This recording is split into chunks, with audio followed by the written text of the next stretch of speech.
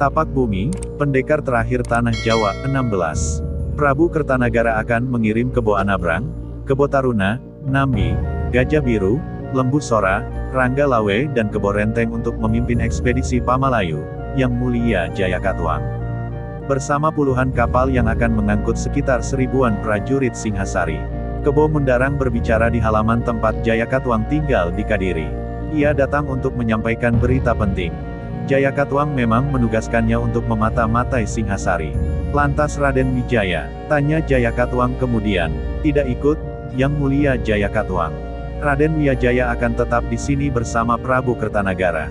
Mendengar jawaban Kebo Mundarang itu, Jayakatwang terdiam sejenak. Ia melirik keluar halaman. Bagaimana keadaan Gentong Kayu? Sambil bertanya, Jayakatwang memalingkan muka ke arah Kebo Mundarang. Alis mata yang terangkat satu begitu, sepertinya Jayakatwang merencanakan sesuatu. Gentong Kayu dalam pengobatan di rumah Gasing si pendekar tongkat, Yang Mulia. Luka-lukanya sangat parah. Gentong Kayu juga memperdalam ilmu kedikjayaannya di situ, jawab Kebo Mundarang. Kita butuh Gentong Kayu. Suara Jayakatwang terdengar samar. Perlahan ia berdiri dari duduk dan berjalan mengambil sebuah batu seukuran genggaman tangan dari tanah. Sesaat ditatapnya batu itu lalu, diremas dengan kuat. Krak, krak, krak. Kedua tangan sang penguasa Kadiri itu mengepal, menggenggam pecahan batu. Mata mendelik memandang tangan yang sedang meremas. Lalu, dilemparkan pecahan batu itu ke tanah. Kebo Mundarang hanya berdiri diam, memerhatikan sikap Jayakatwang. Waktunya semakin dekat, Kebo Mundarang. Darah leluhurku harus dibayarkan. Gemeretak suara dari gigi Jayakatwang, terdengar setelah mengucapkan kata-kata itu. Kebo Mundarang masih diam, tidak berkata apa-apa. Namun, kepalanya dipalingkan ke arah embusan angin yang datang dari kejauhan. Jayakatwang juga menoleh ke arah itu. Ada yang lain datang ke sini, Yang Mulia Jayakatwang. Kebo Mundarang berjalan ke arah depan Jayakatwang dan bersiap dengan kuda-kuda. Namun, Jayakatwang hanya menelengkan kepala. Ia mencoba mengenali siapa yang akan muncul itu. Setelah beberapa saat kemudian, Jayakatwang melangkah mendekati ke sebuah batu besar dan duduk di atasnya. Tanda hubung, tanda hubung, tanda hubung. Boom! Embusan angin sangat kencang yang datang tiba-tiba menyibakkan kain panjang Jayakatwang. Rambut yang semula tergerai, berkibaran ditiup. Di hadapannya, Arya Wiraraja baru saja mengempaskan kedua kaki ke tanah. Kebo Mundarang yang semula bersiaga, kini mulai kelihatan lebih tenang. Ia pun duduk di tanah dekat Jayakatwang berdiri. Apa, Kertanagara hendak menyerang Malayu? Arya Wiraraja bertanya sambil berjalan mendekati Jayakatwang yang sedang duduk di sebuah batu. Debu tanah yang beterbangan, perlahan mulai menghilang. Benar, Kertanagara akan melakukan penyerangan ke Malayu, jawab Jayakatwang. Apa cukup kekuatan Singhasari untuk menaklukkan Malayu? Pertanyaan Arya Wiraraja itu terkesan mengejek. Ia mencibir. Kebo Mundarang yang melihatnya juga ikut tersenyum sinis. Kabarnya, Kertanagara mencari pendekar tanpa tanding di seluruh Jawa Dwipa. Para lembu dan kebo mencarinya ke seluruh kadipaten di Jawa Dwipa ini. Jayakatwang kemudian berdiri dan menjelaskan. Ia berjalan ke tepi jurang di depan rumah tempat bersama Kebo Mundarang dan Arya Wiraraja bertemu. Kedua tangan berkacak pinggang sambil memandang ngarai yang terbentang di hadapannya. Darah leluhurku yang ditumpahkan leluhur Kertanagara, harus kubalas. Teriak Jayakatwang. Lalu, ia membalikkan badan. Berdiri menghadap Arya Wiraraja sambil mengepalkan tangan. Arya Wiraraja hanya diam memerhatikan. Kebo Mundarang berdiri dari duduk, memerhatikan Jayakatwang dengan sikap siaga. Kadiri harus lepas dari Singhasari, teriak Jayakatwang ke udara. Kenapa Yang Mulia Jayakatwang tidak memanfaatkan situasi saat Kertanagara menyerang Malayu? Perkataan Arya Wiraraja itu tampaknya menarik perhatian Jayakatwang. Ia melirik sekilas saat mendengarkan. Yang Mulia Jayakatwang bisa mengambil kesempatan di mana semua panglima dan pendekar tanpa tanding Singhasari ke Malayu.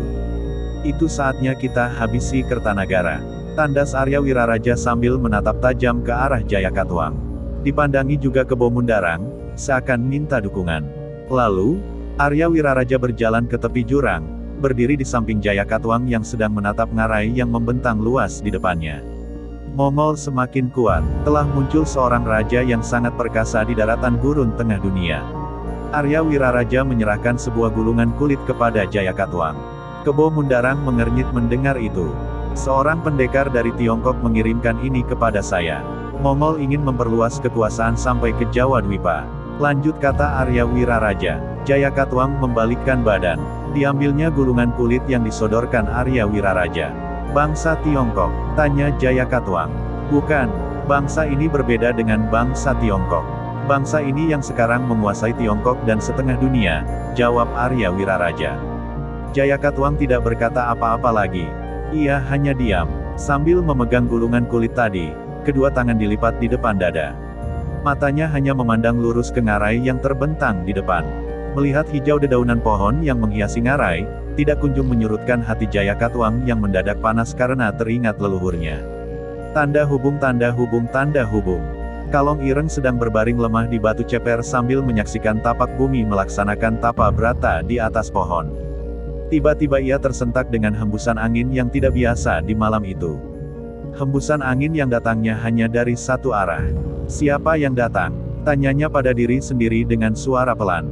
Dilihat ke atas, tapak bumi baru beberapa hari melaksanakan tapa brata. Tidak mungkin menghentikan itu, sementara ia sendiri dalam keadaan lemah. Perlahan dikumpulkan tenaga, dikuatkan punggung dan mencoba bangkit untuk duduk. Tidak lama kemudian, sepasang kaki menginjak tanah. Hempasan itu membuat getaran di tanah dan pepohonan sekitarnya. Uwa Kalong Ireng, terdengar suara Sunting Perindu yang berteriak. Sunting Perindu mendekati Kalong Ireng yang terkejut melihat kedatangannya. Ia berjalan terisak-isak sambil menggendong tubuh seseorang di tangan. Ada apa? Nisanak. Apa yang terjadi? Kalong Ireng bertanya dengan mengernyit. Ia melihat tubuh Taring Karang yang telah kaku di gendongan Sunting Perindu. Wajah perempuan dari seberang pulau itu pun basah oleh air mata. Kalong Ireng menopangkan kedua tangan di samping untuk bertahan duduk dan menunggu cerita Sunting Perindu. Suamiku mati.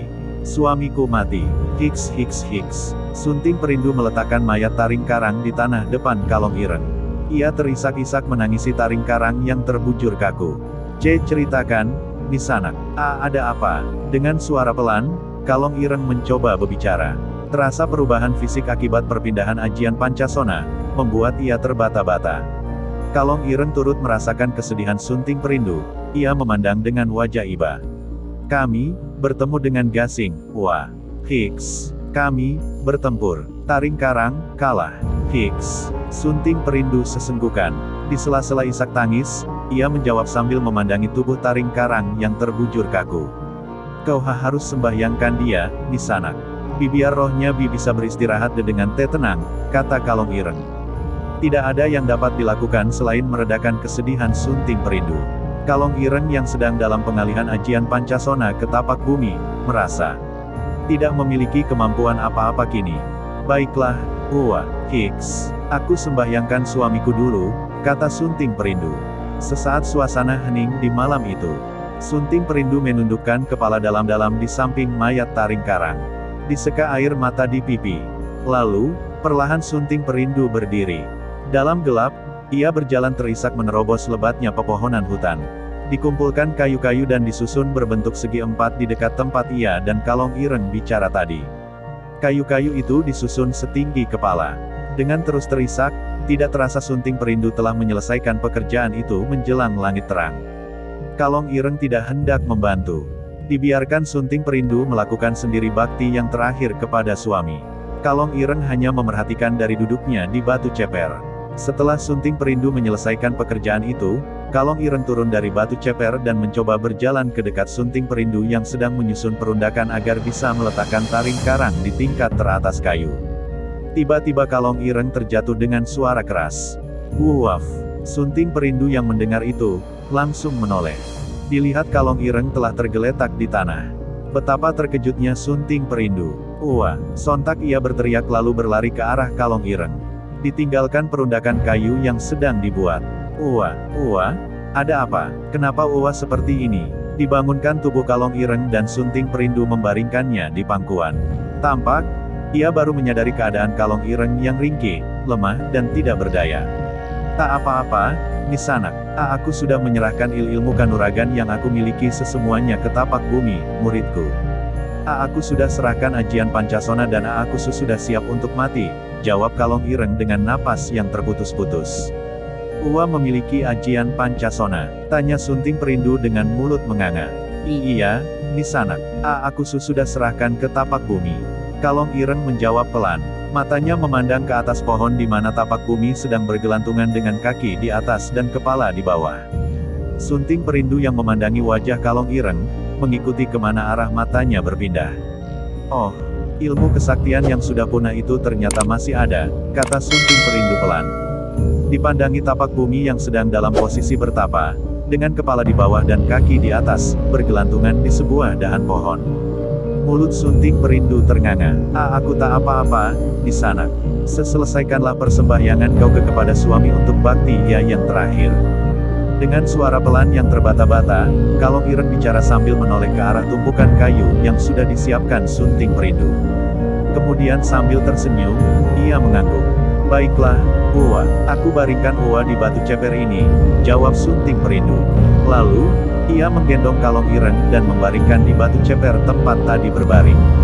Kemudian Sunting Perindu mengangkat mayat taring karang dan meletakkannya di tumpukan teratas kayu yang tadi ia susun. Sesaat kemudian, Sunting Perindu berjalan mundur. Langit yang perlahan terang, dengan cahaya matahari yang muncul searah Sunting Perindu berdiri, membuat siluet kemilau saat Kalong Ireng memandangnya sambil berbaring. Kedua tangan Sunting Perindu merentang dan kedua kaki juga dilebarkan sebahu. Dengan beberapa kali menarik napas dan mengembuskan kembali dengan cepat, Sunting Perindu memutarkan kedua tangan ke atas dan ke bawah berulang kali dengan arah yang berlawanan. Dalam gerakan yang kesekian kali, tiba-tiba Sunting Perindu mengarahkan telapak kedua tangan ke tumpukan kayu tadi. Hiat, teriaknya dengan kencang. Sebuah gelombang angin panas berembus dengan kencang ke arah tumpukan kayu itu. Saat angin panas tadi bergesekan dengan ujung-ujung kayu, muncullah api yang pelan-pelan semakin besar. Lalu, Sunting Perindu berdiri di dekat tumpukan kayu yang membakar mayat taring karang. Mulutnya komat kamit mengucapkan sesuatu. Sunting Perindu terus berdiri di dekat tumpukan kayu yang terbakar itu sambil komat kamit hingga langit menjadi semakin terang.